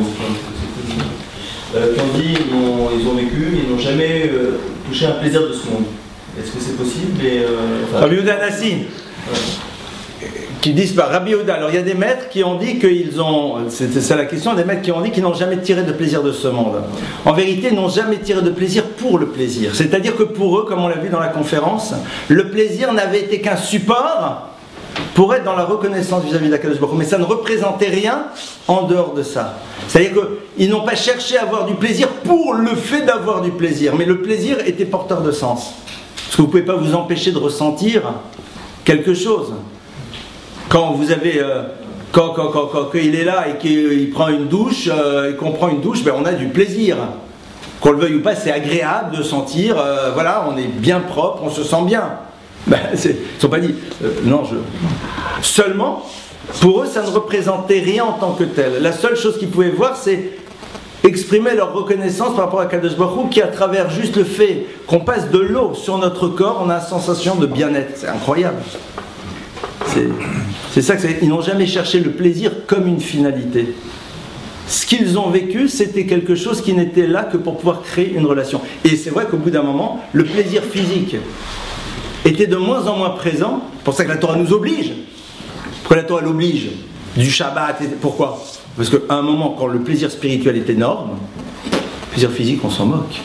C'est pour ça que la Torah dit attention, tu dois faire attention à ta vie, tu dois manger des choses qui te nourrissent, dormir un minimum, etc. et tout, avoir une vie de couple équilibrée. Pourquoi? Parce que quelqu'un qui une fois qu'on est dans le plaisir de la spiritualité, et comme on a vu tout à l'heure, ça n'a plus de limite.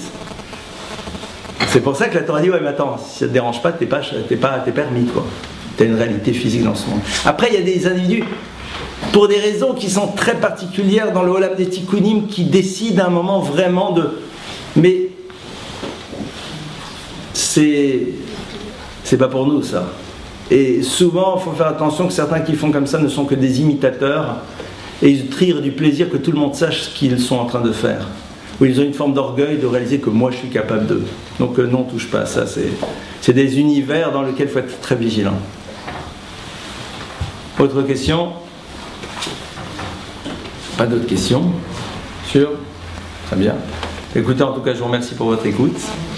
Et qu'Hachem fasse qu'on arrive donc à vivre ces expériences de plaisir avec la bracha, dans les cadres appropriés, et qu'on soit capable au fur et à mesure de découvrir tous les plaisirs autres que la Torah peut nous donner, et de faire en telle sorte que une fois qu'on y aura goûté, l'appétit viendra en mangeant et que ce sera quelque chose qui se développera de plus en plus chez nous et aussi chez nos enfants. Bezrat Hashem. Amen. Shavua Tov à toutes et à tous. Et maintenant, vous avez au fond d'autres types de plaisirs qui vous sont proposés. Allez-y.